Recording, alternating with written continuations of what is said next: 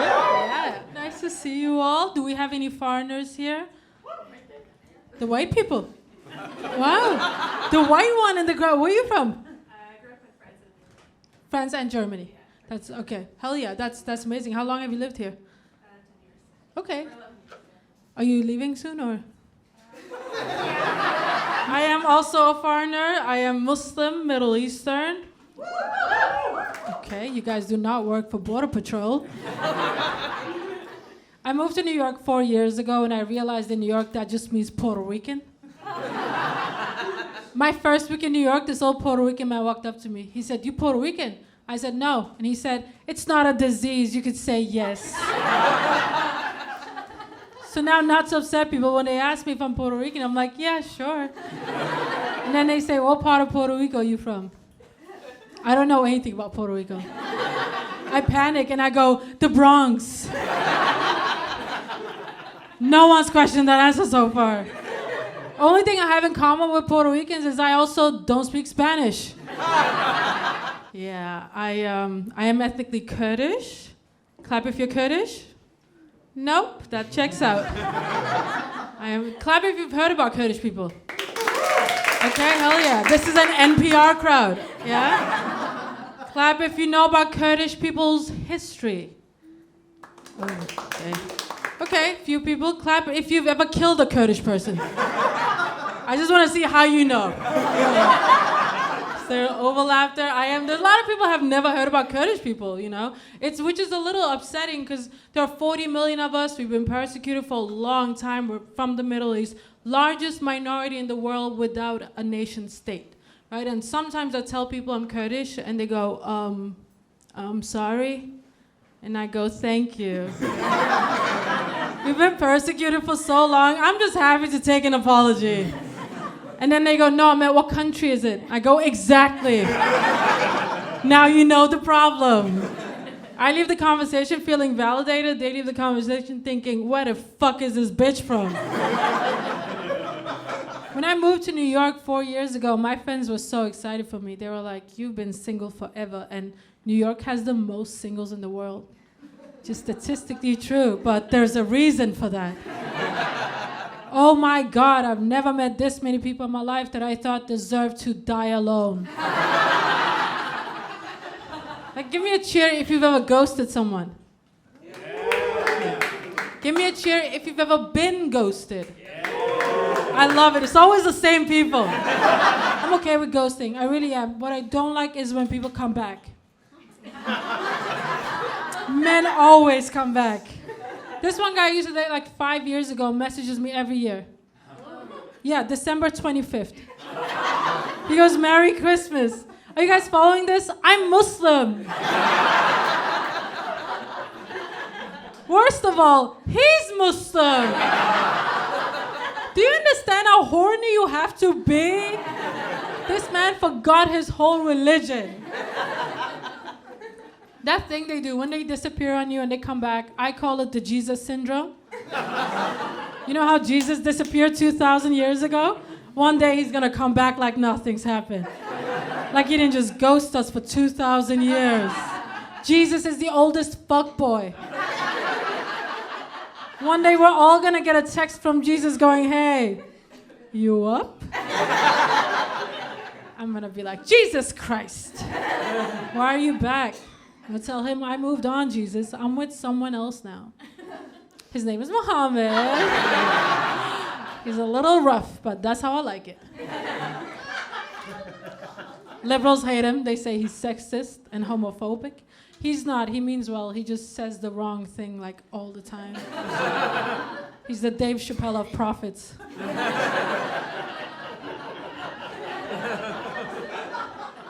I'm so petty too. When Jesus comes back, I'm gonna tell him about all these other religions we fucked with while he was gone. Just to make him jealous, you know? I'm gonna be like, did you hear about Scientology? Did you hear about Mormonism? Did you hear about yoga? That's the religion of white women. And he's gonna be like, no, I never heard about yoga. I'm gonna be like, you spent 2,000 years in heaven and you never heard about yoga? Guess there are no white women in heaven. I think it's all that downward dog, you know? They're just going straight to hell. Not you white women here. You guys are great. You guys ever go on a date with just the intention of hooking up? Me and this hoe. Okay. While I was single, sometimes I was like, I'll hook up with this guy as long as he doesn't say something problematic. It's a really high bar for a man. I was on a date with this one guy. He asked me what I missed the most about Europe, because that's where I grew up. I said socialism. It's the small things you miss, like freedom. I'm a socialist because I grew up in Europe. This guy was a finance bro. Yeah, I was just there for the free meal, you know? Like a proper socialist. He surprised me though. He said, I also believe in equal opportunity for all. And in my mind, I was like, yes, talk dirty to me. But then he said, I don't believe in free education or free healthcare. That's a paradox, right? Yeah, it's a paradox. It's like if someone who's been a vegan their whole life says they're happy. How would they know? Look, if you've never had kebab before, you don't know happiness. You learn a lot about yourself while you're dating. Like, I remember one time I was dating this guy. He turned to me one day. He said, wait, now I know who it is you remind me of. He went, Nala. It's like, who the fuck is Nala? That better not be your ex. Do you guys know who Nala is? From the Lion. I was like, first of all, racist. I don't know why. That just seemed racist to me. The other day, someone in the audience went, that's a compliment. Nala's hot. That's fucked up, right? First of all, she's an animal. But also, if you think about this, realistically, you can't tell the difference between someone who thinks a lion is attractive from someone that would fuck a goat. Those people exist, right? I have to assume the key difference is access to lions. You can't just casually sneak up on a lion. I went on a date with a Pakistani Muslim guy recently.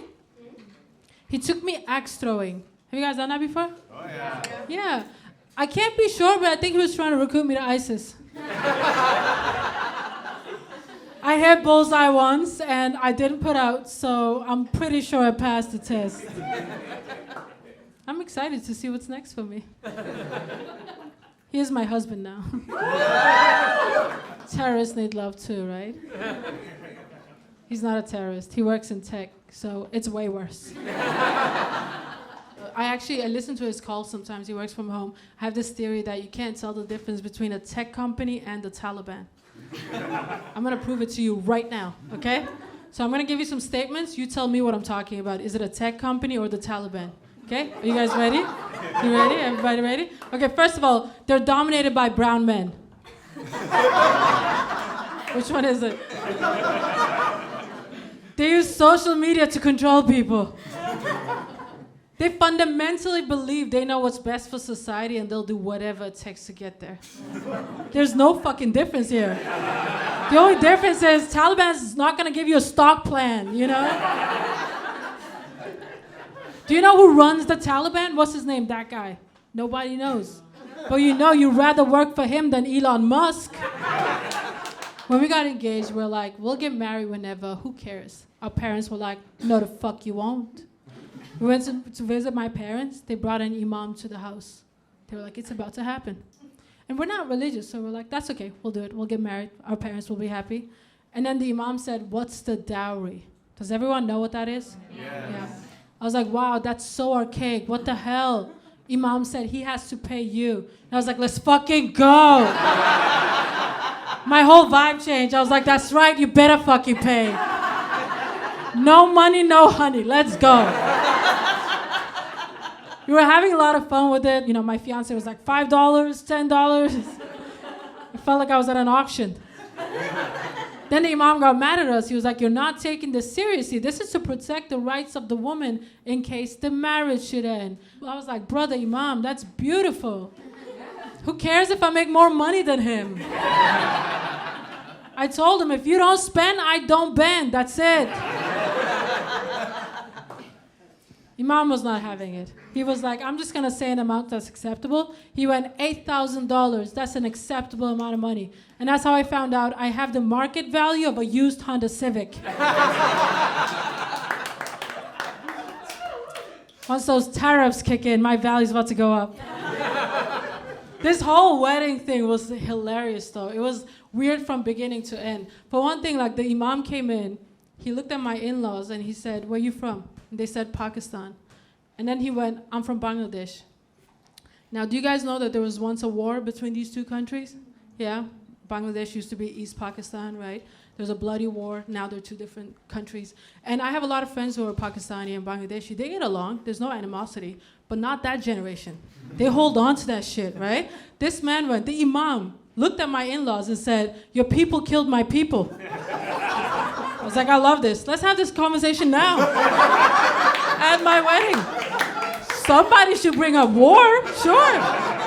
My mother-in-law, she panicked. She was like, it wasn't me. I didn't do it. I think she was worried that, you know, the imam might curse us and then all of a sudden our kids come out Indian. Or worse, English. I cannot give birth to a Nigel Farage, guys. That doesn't work for me. He prepared a marriage contract for us. So he wrote our names down. And then he said, so what country should I put down? And he looked at my now husband. And he said, well, Pakistan, right? We established that.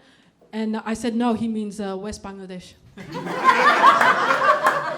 You guys appreciate that way more than they did. Okay? And then he looked at me and he said, what country should I put down for you? I panicked. I didn't want him to think I was also an oppressor. So I said, Kurdistan. He never questioned it. He put it down. So I now have this marriage contract that says Kurdistan exists as a country. Yeah. Yeah, I mean, who cares if the UN doesn't recognize it, right? It's recognized by God. That was my husband's a very nice guy. He's a very sweet person. Before I met him, I always said my ideal guy would be take Noam Chomsky's brain and put it in Idris Elba's body. Yeah, right? He'd be black and Jewish. I was just trying to find a new way to give my grandmother a heart attack. That bitch needed to go, you know? I didn't get an Idris Chomsky. Instead, my husband's a white guy in a brown guy's body. He's a Muhammad Smith. He's a very nice guy. I say he's white because he's very, very nice, and you know, like, I've been told I need to stop calling him gay. So I call him white. I don't mean like white, like storms the Capitol white, you know? I mean like wears Birkenstock white, you know? Like, you would never hurt my feelings. He doesn't play any games. Like, early on when we started dating, I told him about my upbringing. He said, wow, you're so resilient. You're like a cockroach. It's not what I meant when I said I like dirty talk. Doesn't play any games. Like, he wouldn't hurt my feelings. He's more likely to shoot up a school than to hurt my feelings. Few months in, he started learning Turkish so he could speak to my parents one day. That's so sweet, right? Yeah. He was doing it on Duolingo. It's like getting a master's from TikTok. He wasn't learning shit. I heard him practice one day. He said, I'm good, but the turtles are bad.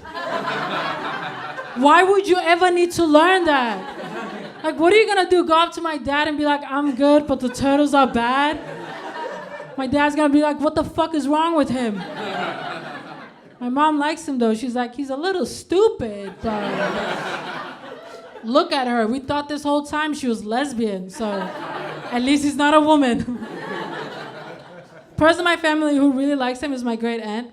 His level of Turkish, her dementia. That's a match made in heaven. They just sit around name objects all day long. He's like, I'm good, but the turtles are bad. She's like, really? Who knew? Nobody, auntie. Nobody knew. Yeah, I grew up in Denmark. Do you know about Denmark? Yeah, we do, okay. The reason I ask is because like a decade ago, I was at a bar in San Diego. I was studying out there. This girl came up to me at the bar. She said, oh my God, I like totally love your accent. That's me doing a Valley girl accent, by the way. I'm not good at accents. Every time I try to do a New York accent, I'm like, you think you're better than me? George Costanza, Brooklyn. It's really bad. I admit it's bad. Anyway, she said, are you like from abroad? I said, yeah, I'm from Denmark. And she said, oh my God, is that like in North Carolina? I said, no, it's in Europe. And she said, oh my God, is it like a city in Germany?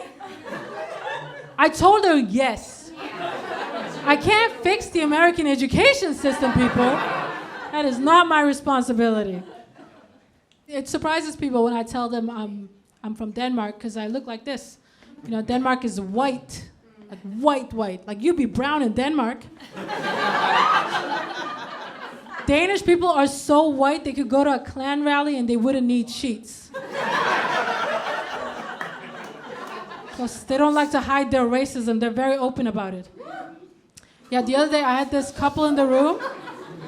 There was a Danish couple in the room. And I said, I was born and raised in Denmark. The guy went, no. He said it with so much conviction. I was like, maybe I wasn't. He must know something I don't. But I was raised by immigrants in Denmark. Very typical Middle Eastern home. My parents have been married for 40 years. They've never said I love you to each other. It'd be weird if they did, because they don't speak English. My mom's a very typical brown mom. Brown moms they're very loving in a kind of weird, confusing way. I told my mom I have a headache, and she went, I wish I could take your pain and make it mine. It's like, that's a little much, right? She went, I would sacrifice myself for you to not have any pain. I was like, you don't know me like that. Why are we talking like we're in a Brazilian soap opera? She's loving, but she's also hypercritical. A proper brown mom. I went to visit them recently. My mom came to pick me up at the airport. She took one look at me and said, you know, if you died tonight, this is how you would present yourself to God. Who the fuck talks like that? Who am I supposed to be meeting in heaven? God or my ex-boyfriend? Like God's gonna be like, really? This is what you're wearing? God's all-seeing, right? Doesn't he know my wardrobe? People do that though. They pick and choose parts of their religion that suits their value system.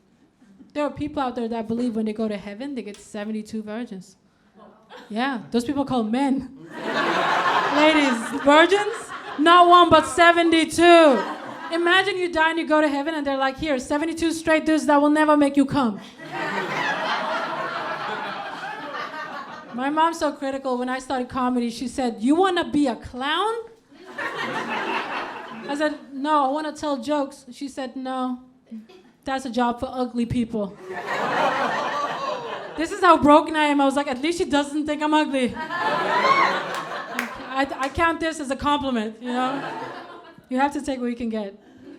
I grew up in the inner city of a neighborhood Danish people legally call the ghetto. Yeah, it's a ghetto in Denmark, so it's really nice.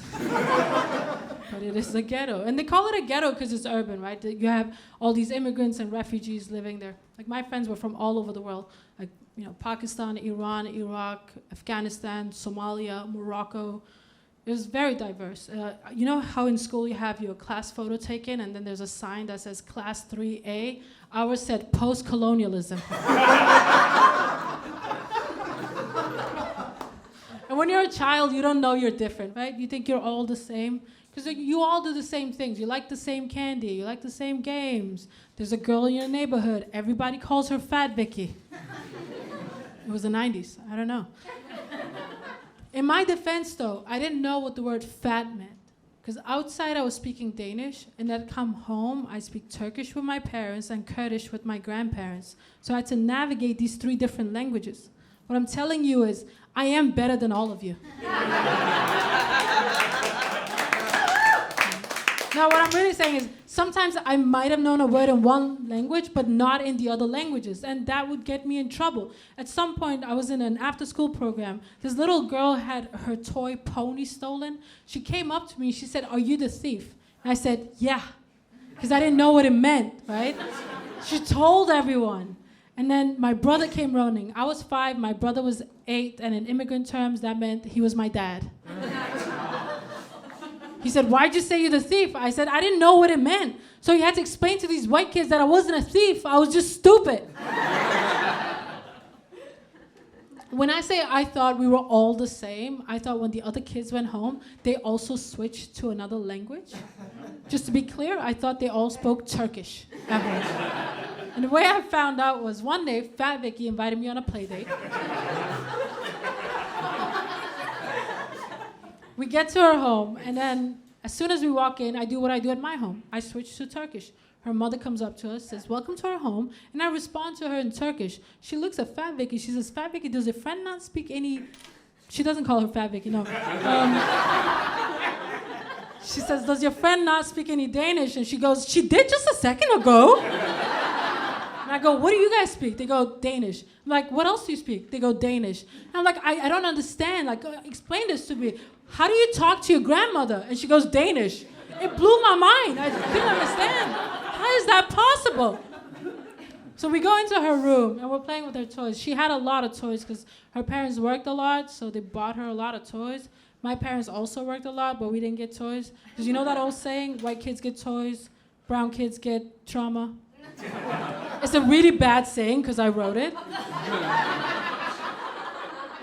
We're playing with her toys, and then her mother comes in, says, "Time for dinner." Let's pause here. The way I was raised, if you go to somebody's house and they go, "Time for dinner," you go, "No, I'm not hungry." And they go, "No, you must have dinner." You go, No, I'm not hungry." And then they go, "No, I insist, you have to have dinner." And you go, "Okay, fine, twist my arm, I'll have a bite," right? The problem with this is Danish people don't fuck around like that. They're very efficient. Being polite is a waste of time in Denmark. Middle Eastern people, infamously inefficient. Last thing we invented was algebra. Bullets have been invented, right? We still want to stone people. She comes in, she says, "Time for dinner." I go, "I'm not hungry." And then like a psychopath, she respects my boundaries. She said, "Okay," went to the kitchen to have dinner. Left me in that room like a chump. It's been 30 years and I'm still mad about it.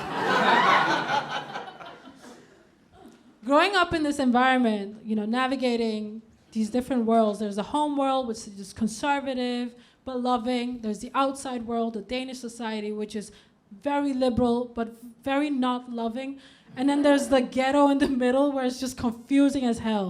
So as a child, you have to navigate this and figure out who you are. At some point, there was this boy in my neighborhood. It was his birthday. I was, at this point, like 8 years old. He invites me and my younger brother to his birthday party. We get there, and they're having a little barbecue. It's only white people, which was very surprising. I was like, what did they do to the brown kids? How are we the only ones here? The mom comes up to me. She's very excited. She says, "Welcome." She said, "We have chicken sausages for you and your brother, and pork sausages for the normal kids." As a kid, you don't know that that's weird. You walk away, you're like, I think she said something weird. I don't know what it is. And then you start playing. And then this happened. I saw my brother take a pork sausage from the tray. And as he was about to eat it, I ran to him and I slapped it out of his hand as if it was a stick of dynamite. And I went, "Ew, pork." The birthday boy who saw what I did spat out his sausage, went, "Ew, pork." That's how I know I'm going to heaven, because I converted that kid. Once you convert an infidel, you're golden, right? Allahu Akbar.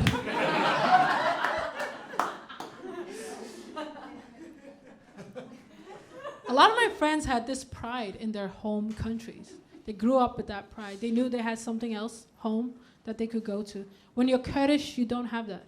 So you're just confused when people go back to your country. Okay. Now tell me how. At some point, my best friend growing up, when I was 6 years old, she was a Turkish girl. She was a few years older than me. And one day, she heard me speak to my grandmother in Kurdish. She said, "Are you Kurdish?" I said, "I don't know." Because you don't know as a kid. You kind of find out eventually, right? A lot of things you just find out as an adult. As an example, I like Galatasaray, the football team. By football, I mean the game you play with the ball with your feet, you know? So Turkish football team. And that's the one I support. And I realized why I was supporting this team. When I was 4 years old, my uncles used to give me money. And they would be like, tell your dad you support this team just to make him mad, right? It was his rival team, so it would like infuriate him. And they kept doing it, kept giving me money. So I just remained a Galatasaray fan. 30 years later, I still support this team because my uncles made me when I was 4. And you know, in the genre of uncles making you do things, that's a pretty tame one.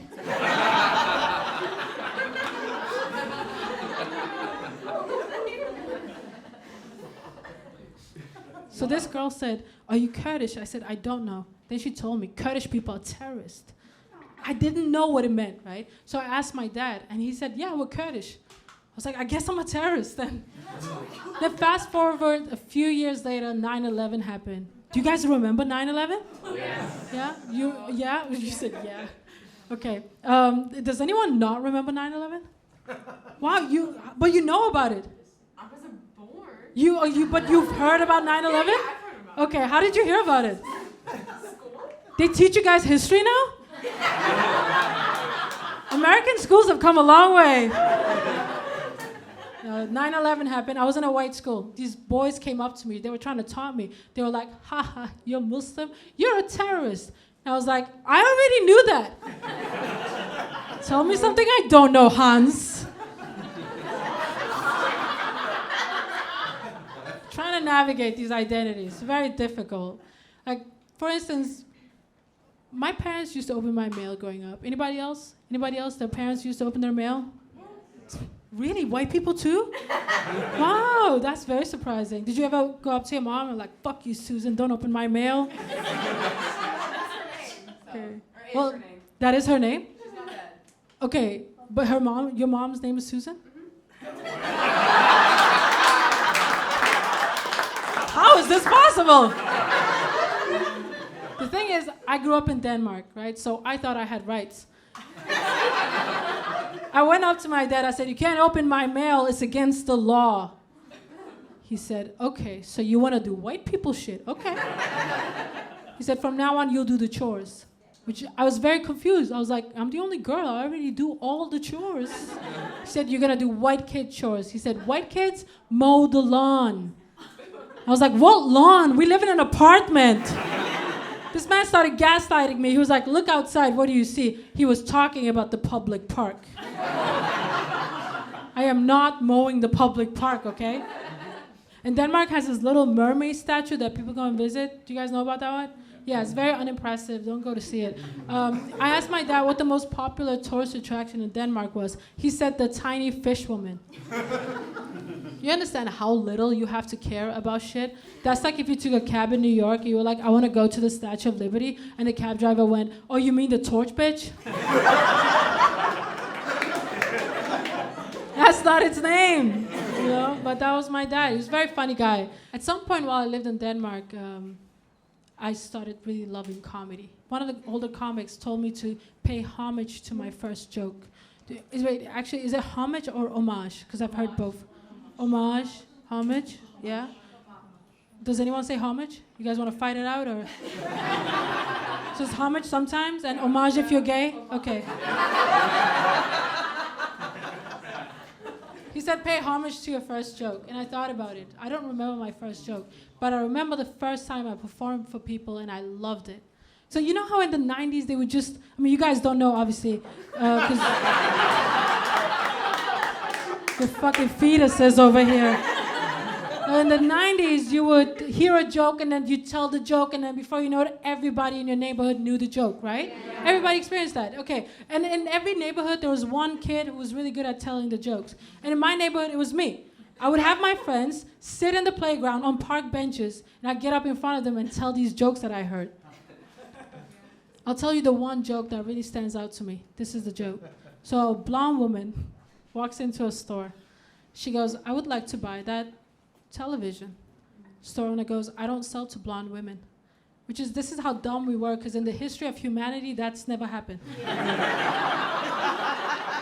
I don't think no one's ever refused service to white women before.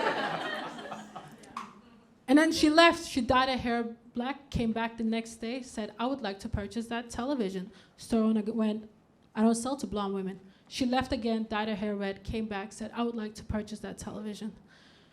Store owner went, I don't sell to blonde women. Now she had enough. She said, how can you tell I'm blonde? He went, because that's not a television. It's a microwave. You guys don't understand how hard I was killing at the playground. Kids were rolling around in the sandbox. I haven't killed that hard for the last 28 years.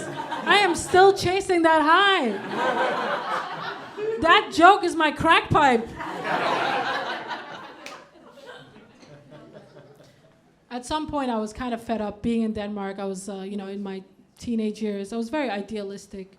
I wanted to create a Denmark that we could all live in, that embraced all of us, brown or white or whatever. So I became a dialogue ambassador. There's a fancy word that means I had to talk to racist people.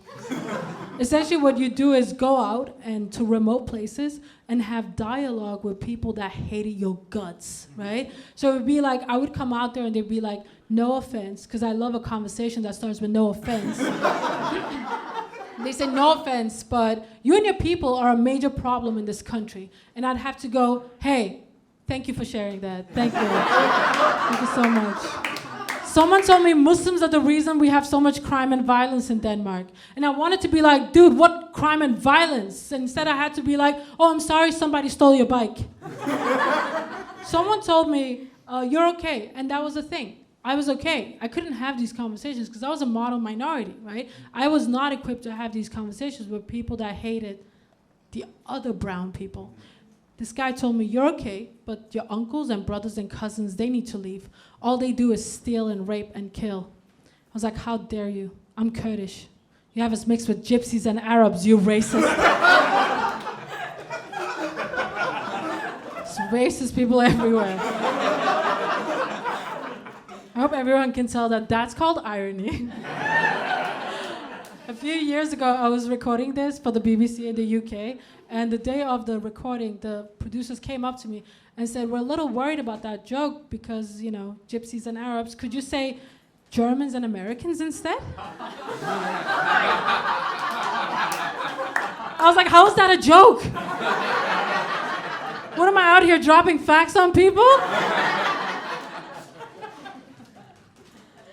Eventually I left. I couldn't take it anymore.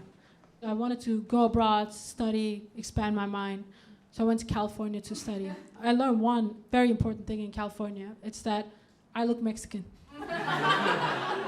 And then when I lived there, I didn't want to go back to Denmark. I thought, I don't want to be treated as a foreigner in the country that I'm born and raised in. Instead, I'll be treated like a foreigner in a country where I'm a foreigner. Okay?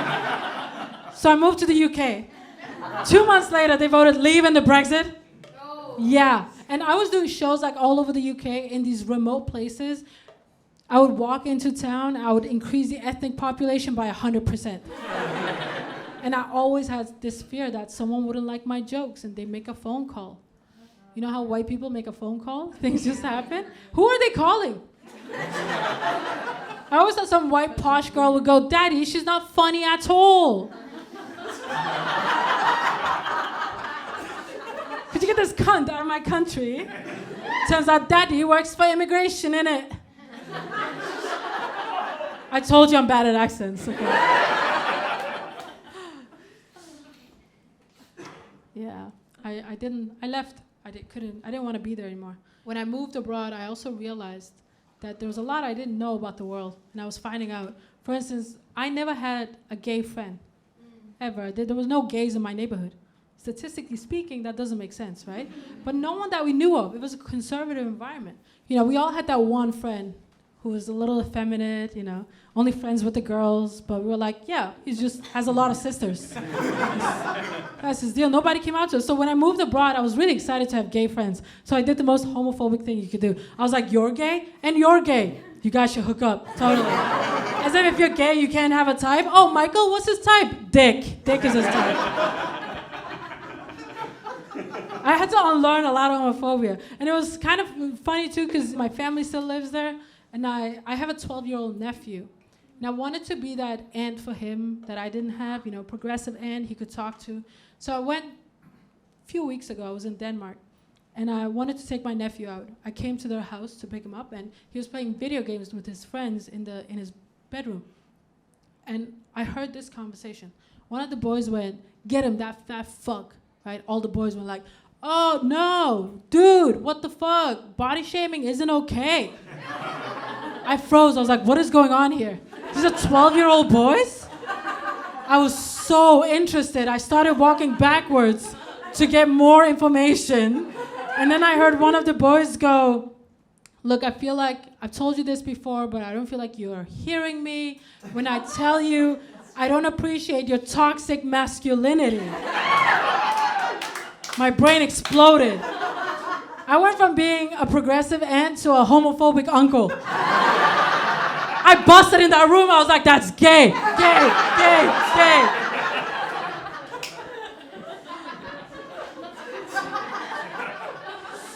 No, I didn't do that. I would love it if you were gay. I finally proved that I'm not homophobic. I did find it a little much, though. I was like, all right, you guys are out here playing Grand Theft Auto. It's a little much. It's a lot of virtue signaling for somebody that just shot a hooker.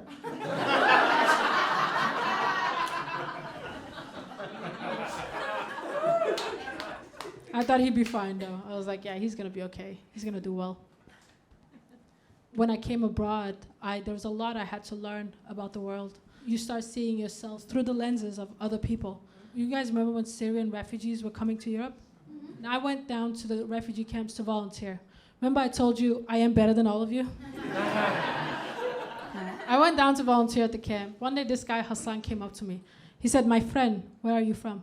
I told him, "I'm Kurdish." He said, "Ugh." I was like, man, these refugees are racist.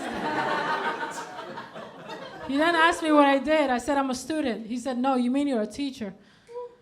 I was like, I think I would know it if I were a teacher. "I'm a student." And he went, "But you're old." I was like, "Fuck you, Hassan. I'm not old, I'm 27. And he went, "But you look 40.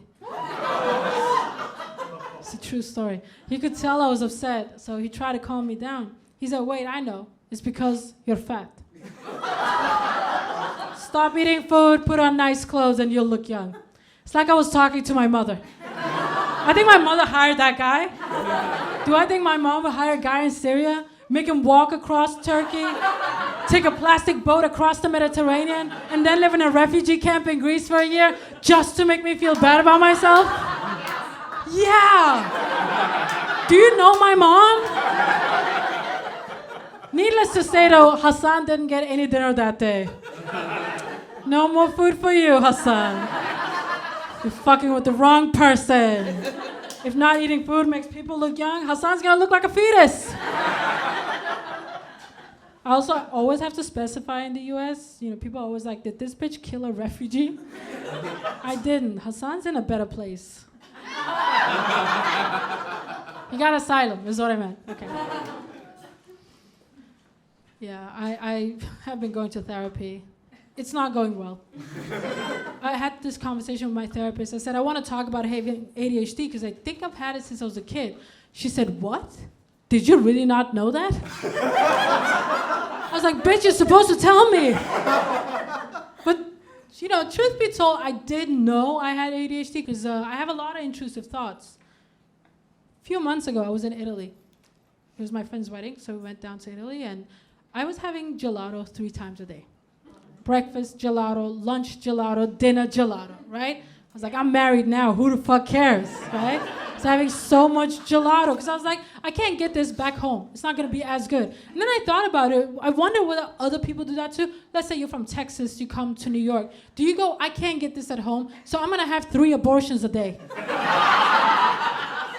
Abortions for breakfast, abortion for lunch, abortion for dinner. I do a lot of jokes about religion because people get upset, and that's hilarious. There's a joke I did a few years ago that got me in trouble. Can I tell you guys what it was? Yes. Okay. So do you remember when Aretha Franklin passed away a few years ago? Mm-hmm. Yeah? When that happened? Not you guys, but... There was a big controversy at the funeral because Ariana Grande was performing, and then the priest touched her boob. Does everyone remember this? It was a big deal, right? Everyone got so mad, and the priest did apologize. I have to say, though, in the priest's defense, Ariana Grande does look like a child.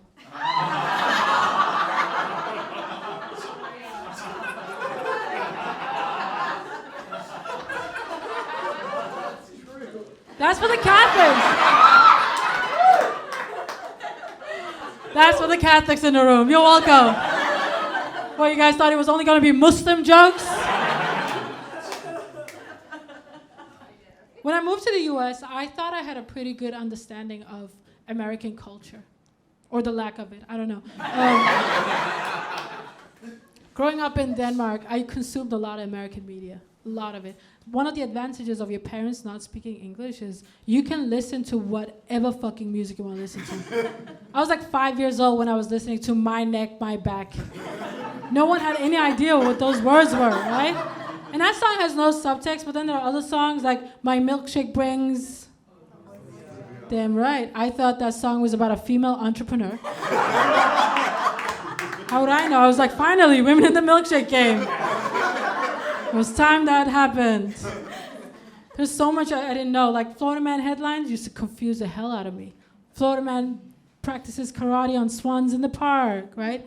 Florida Man beats alligator. My favorite is this. Florida Man gets charged with assault with a deadly weapon. This man went to a Wendy's drive-thru and threw an alligator through the window. For the longest time, though, I was like, how have they not caught this guy? I thought it was one person going around Florida wreaking havoc. And then I went to Florida. And I realized it's all the men in Florida. Yeah, there's a lot I had to learn. There's a lot I didn't know about the US. Like 6 months ago, I was in Boston. And it was dark and cold. I was walking down the street. This woman stopped me on the street. She said, I wouldn't walk down this way. There's a lot of black guys down there. I was like, wow, that's so racist. I turned around and walked away. End of story. No, I didn't. Obviously, I continued walking, right? And then as I started walking, I started slipping. And I realized, holy shit, she didn't say black guys.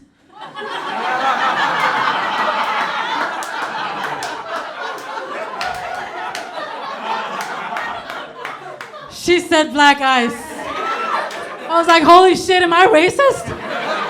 This whole time I thought I was fine, and boom, walk down the street, hate crime.